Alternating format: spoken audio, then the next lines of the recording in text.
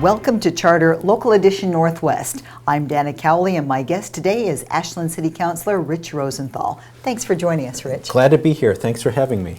Ashland is doing something that's really going to empower people to feel like they can do something individually about global warming. Yes, very pleased that the city of Ashland, one of the first communities in the southern part of the state and probably Northern California, to embark on a climate and energy action plan for the community. And while we're only a town of 20,000 residents, you know, the key question that I've heard as a councilor over the past few years is, what can we do as a resident or a citizen to reduce the carbon footprint? And what can we do to combat global warming? Well, that's where all the power is, because when we all hear that the polar caps are melting and the planet is being ruined, it's just a helpful, doom-filled feeling. But if you feel that you and your community can do something and it makes a difference, that's just a great tool and a great message. So the city, you know, it's a two-pronged approach. One, what can residents do, and what can the city do?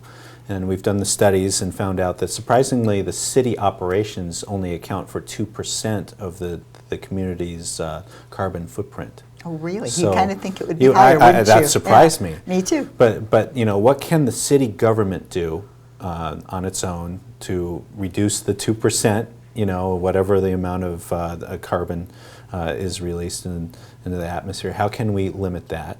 And also, how can we educate residents on how they can reduce? What are the things that they need to think about?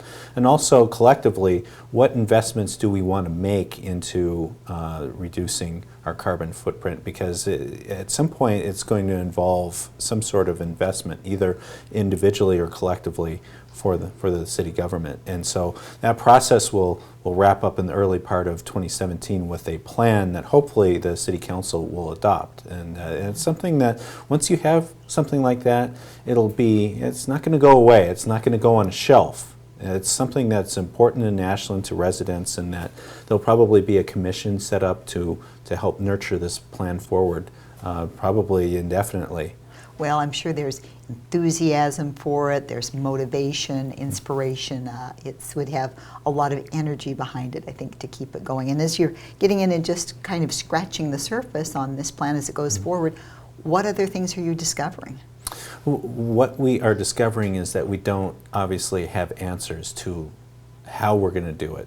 But what we've seen and what we know over the past few years is that there are technological advancements, and how do you quantify things that are hard to quantify? So if you say that you want to reduce consumption by X% by a certain year, you have to be able to go out and measure it now to be able to track the progress that you make. That's hard to do when some of the things that you consume are made in other places, in other countries, other parts of the planet. And Ashlanders don't necessarily have the ability to control those types of things. But what can we do? How can we think about these things? Are there economic opportunities locally or regionally to do things differently than we do now? It's discovering what those things are and having our eyes wide open. That's the opportunity, not only for our community, but that's what we're going to have to do to make progress.